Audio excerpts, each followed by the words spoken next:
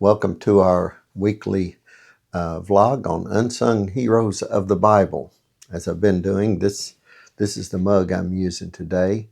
And being a Kentuckian, I'm proud of this. It's called the Ark Encounter. If you haven't run into that, it's in northern Kentucky, and it's a fabulous experience that they actually have a full-size ark and many other fun things for kids and stuff around that. And it's near the Creation Museum also. So whether you agree with everything they say, it is really something to see.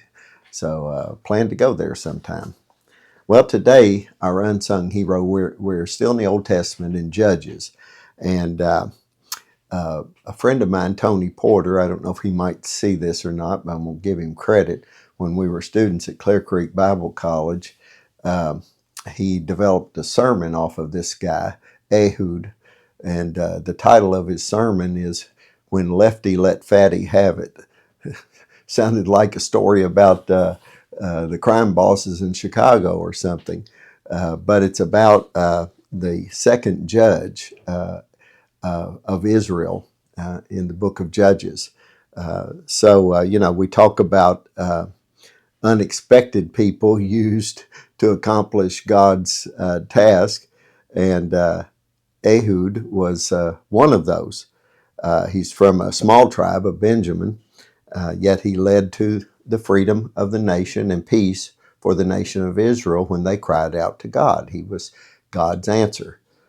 So there was a crisis here in Israel.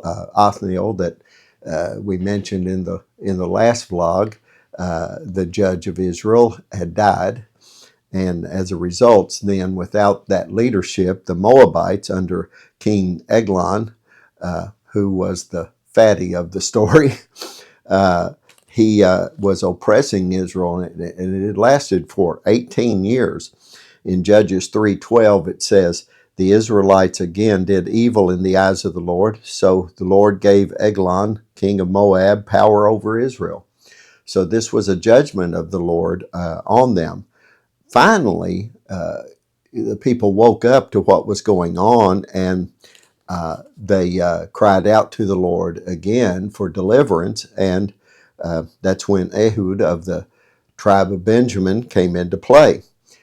It is specifically noted that he was left-handed, and you might wonder, why would they note that? That's because in those days, you were supposed to be right-handed.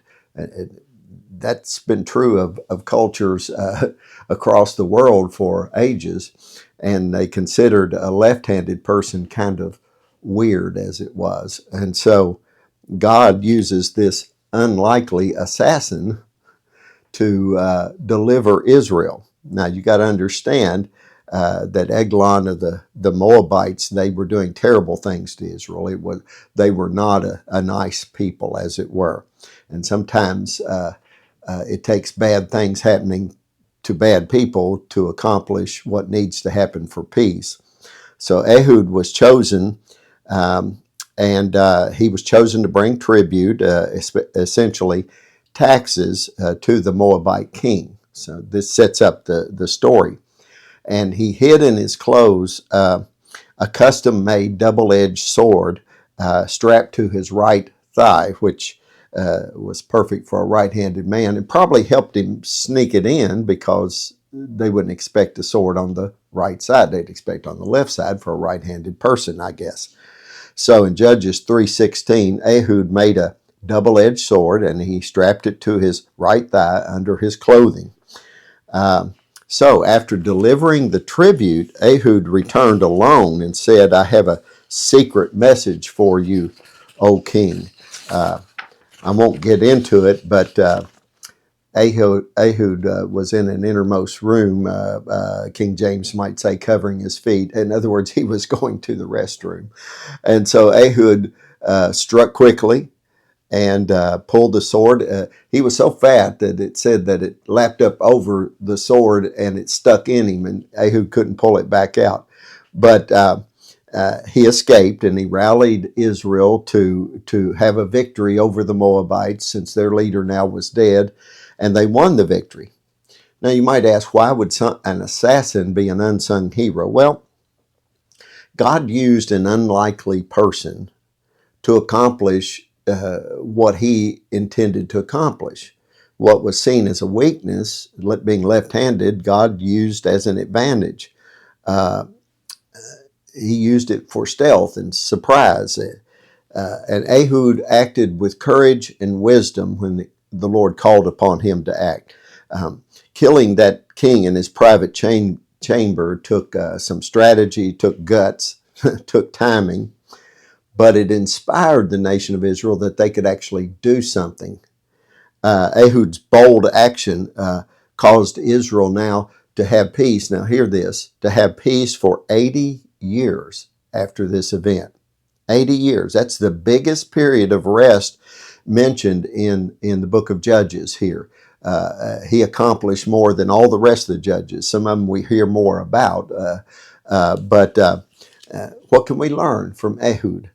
Well, God uses unlikely people in unlikely and sometimes mysterious ways, I should say.